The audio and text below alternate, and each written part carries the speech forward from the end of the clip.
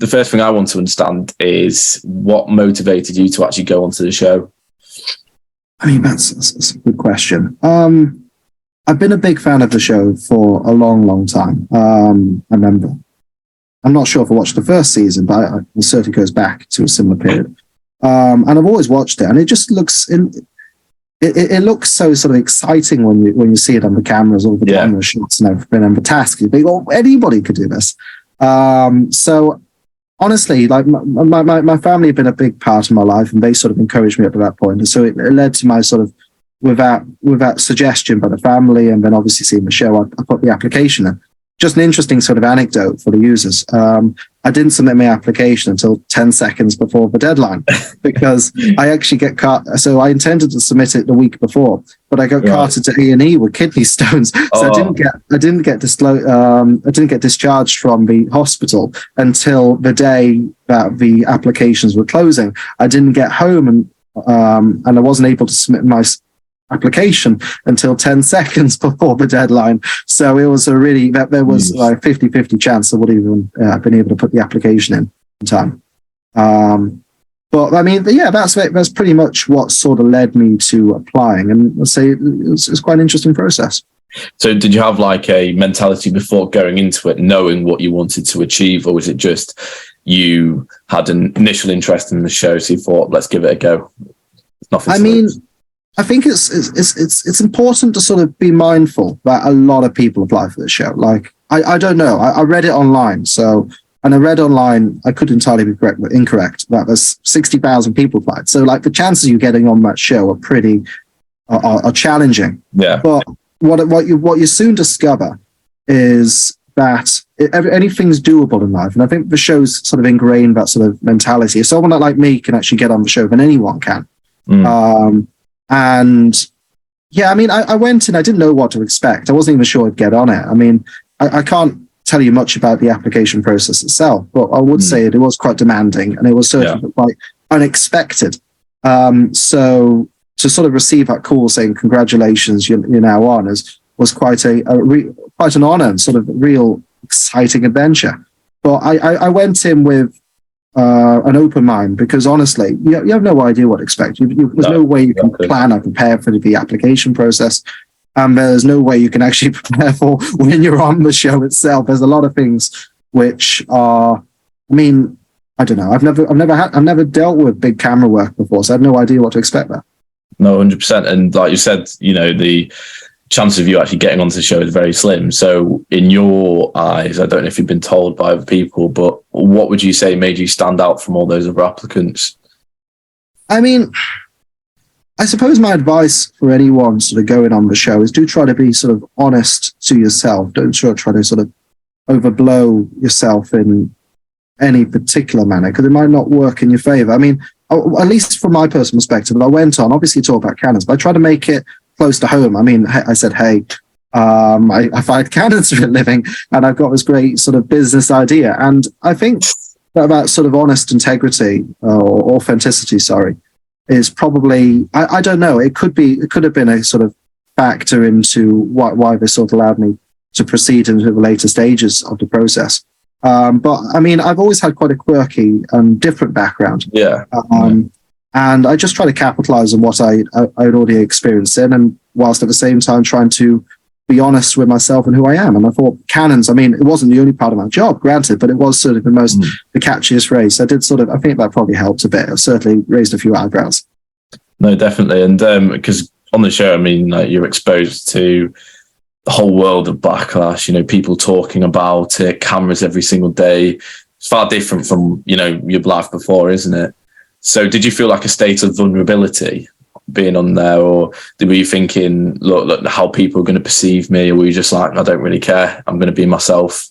I mean, from my side, I think you've got to be a bit conscientious. So like when I sort of put the app, when the actual filming took place, you have to be mindful that if there's a big camera in front of your face, don't pick your nose or something. Don't pick your nose in the wrong way. I mean, you've got to be mindful of that, but I mean, that's not just with camera work. That's just in general. You are in a working environment. You are trying to secure people's investments. So you've got to be professional and respectful at all times.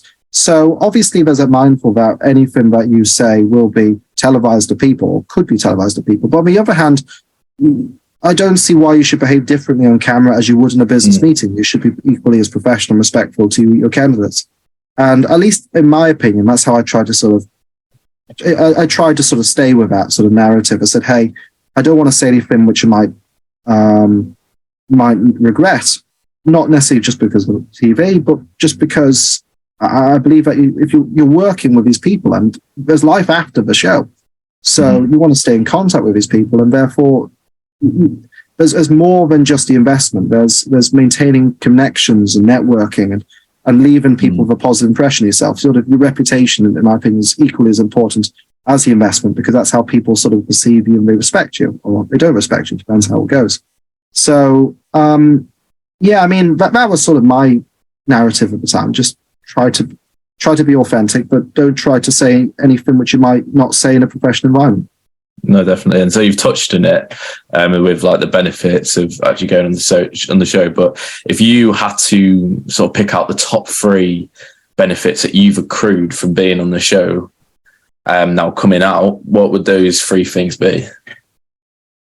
I mean, it's certainly ingrained that the first thing is to get on the show is a massive accomplishment. Yeah. Like everybody gets on the show. Whether we go in week 1 or do we at the end, it makes no difference. You're on the show. There's a lot of people apply. So to get that far is like a massive pat on the back. Congratulations to each and every person. So that's the first benefit. It ingrains that mentality, which is anything's doable, anything's possible. You just need to set your goal, and then obviously, hopefully, you should reach it. You'll never reach the stars if you don't set your mind to the stars. So go with an open mind and just see how it goes, but always sort of set yourself a goal. So that mentality is number 1. Number 2, it's difficult to say. I suppose the networking you get, it's incredible. These people that go on the show, I mean, obviously my interaction is different to how many people see them on camera, because I live with these people. It is challenging living with a bunch of people you've never lived or never met before, but it's equally as rewarding. And I think there's certain camaraderie which is sort of built in that house, which is quite nice. So especially with a lot of the contestants, I intend to sort of stay in contact with them and friendships and connections. These people could be super successful people in the future. And I feel very lucky to have worked with them. And I consider myself fortunate to develop these sort of good connections with my fellow candidates as a consequence, but not just them. Like when you're dealing with businesses on the tasks and stuff, same applies as well. Yeah, no, definitely. And obviously, you know, when you got fired, there was a lot of controversy surrounding, a lot of people saying, you know, it was unfair because it seemed like you were, you know, that task wasn't your strong point. Okay. And then they sort of focused on that and decided to fire you because it wasn't your strong point. And that's from my perspective. And to me, that seems a little bit unfair. So, you know, from your perspective, how do you view, you know, you getting fired from them? What do you reckon it was unfair? You know, what's your standpoint? I mean, maybe at the time I probably should have, sort of looking back into that board, and perhaps I should have made my point clear. I mean, sort of watching the boardroom take place in previous tasks and also on TV, I was sort of very mindful, but I didn't want to say anything which I wanted to be respectful, and I didn't want to say anything which might. I wanted to keep it straight to the facts. I didn't want to make accusations or anything. So perhaps at times I should have been. I was a bit more quiet and therefore didn't put my case strong enough, especially in that boardroom. So maybe that was a factor. But sort of, I mean, it's challenging. I mean, I worked with Reese, and I mean, Reese is a very, very smart bloke. Very, very smart. And I've got a lot of respect for him. And so, like, perhaps he just felt that at the end of the day, Lord Sugar's looking for a business partner, and perhaps he just felt that Reese was more suited to that particular angle than myself. I mean, one can make the case, which is I'm sort of specializing in antiques, and therefore my business. He specialized in acting, but he lost his task and I won mine. But they sort of look at it sort of a wider narrative as well. And I suppose, I mean, I don't obviously necessarily agree with Lord Sugar's decision, but at the same time, I see where he's coming from, and I completely respect that. And it's a challenging sort of situation. But no, I mean, I've got no ill will against anyone or anything like that. It was a cool adventure. It's a pity that I went so early on. I would have liked to demonstrate more skills, but at the same time, it's been a great opportunity as well. And I mean, good for Reese. I mean, I look forward to, he's surviving up to now. I look forward to seeing how he goes in later episodes. Are you rooting for him to win, or you know? Oh, I can't comment there. Okay. Well, I guess another point I wanted to understand is the overall, reality of the show. If you could talk a bit about that. Is it everything that we see completely real? Is anything staged? What's the case with that? I can't. It's not staged. The show is not staged. It's fair. I mean, they make that very, very clear when you sort of go on. It is fair. It's challenge. There's a lot of time constraints on the tasks, and obviously, like, you're doing stuff which you've never done before as well. I mean, okay, the cannons was useful because I've done it, but the cartoons, like the boys' team, we had no idea. No, at least so my team wasn't boys. It was mixed by that point, wasn't it? So Reese's team.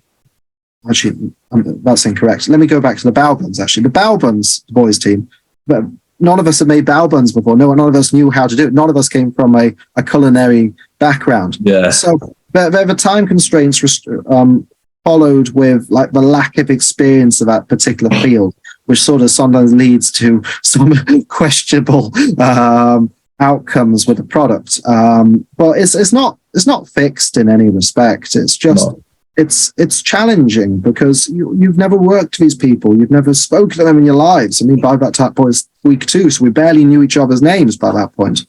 And now we go to London, and we've been mixed out with sub teams now, so we've never worked with this lot. And then we're told, hey, you've got to wake up at X o'clock in the morning, make Balbuns and sell them into London Square. I mean, sometimes it leads to comedic and sometimes slightly unfortunate products sort of coming out of that process. No, okay, yeah, no, definitely, and thank you for sharing that. But like, we've had a don't know if you know Lee McQueen.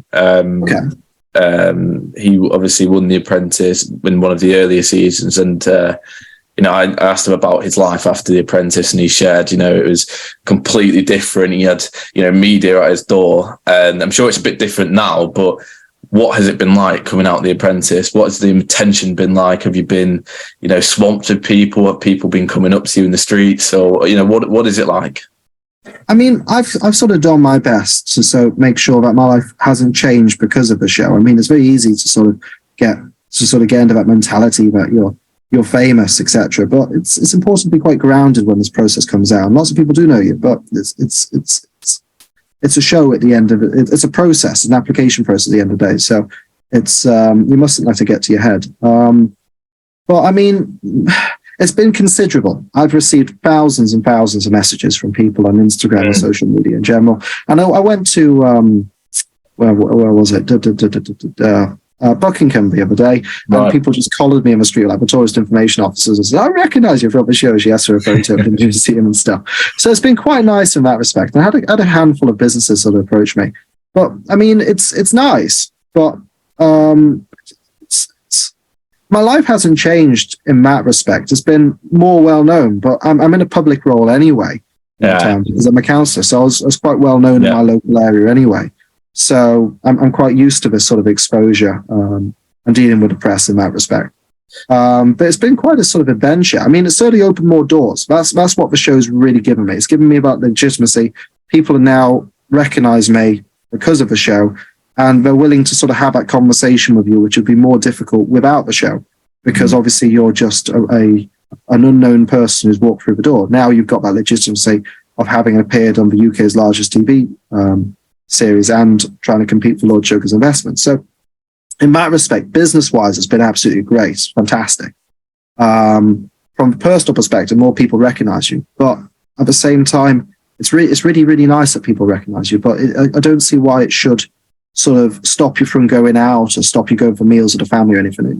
Because at the end of the day, it's really important to stay grounded in that respect. No, definitely. And a question just came into my head. It might seem a bit stupid, but do you get to see Lord Sugar off camera?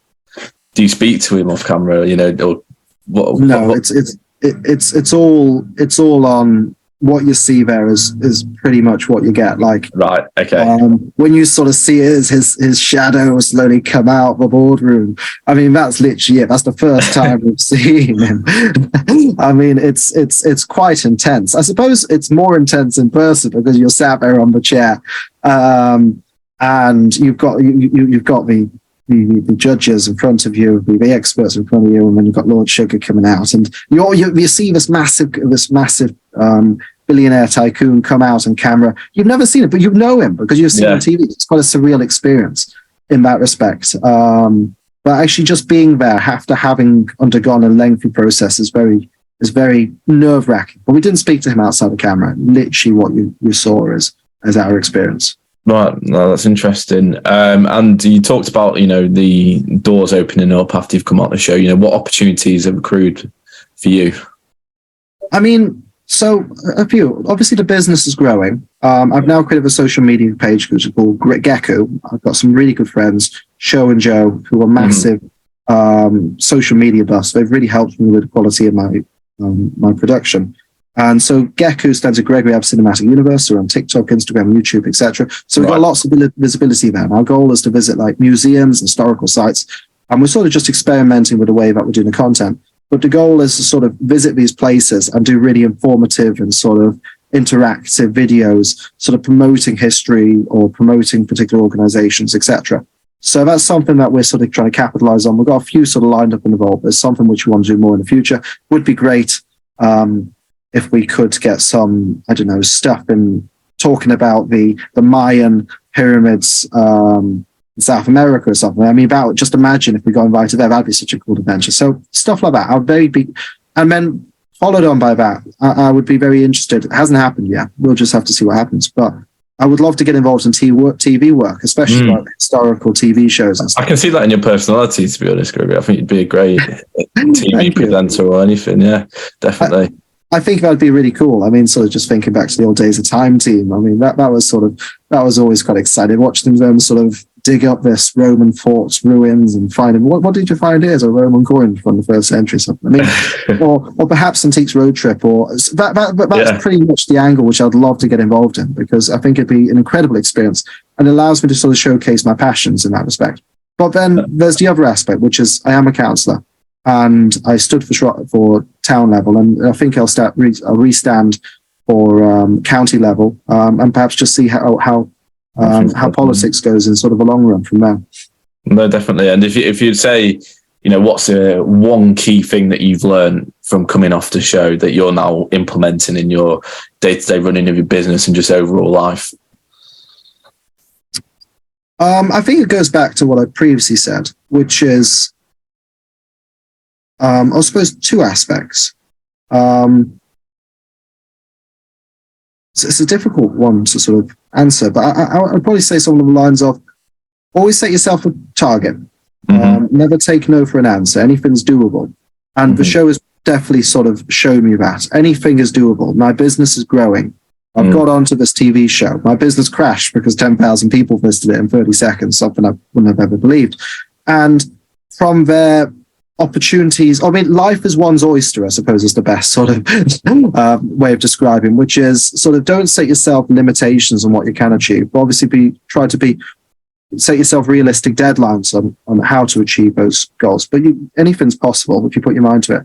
And the show's sort of shown that. I mean, if I can go from promoting cannons in Antigua to making bao buns to doing cartoons, which is a bit unfortunate there, given the firing, then obviously the world is one's oyster. Anything's possible. It might take a bit more time for some than others, but it's definitely doable.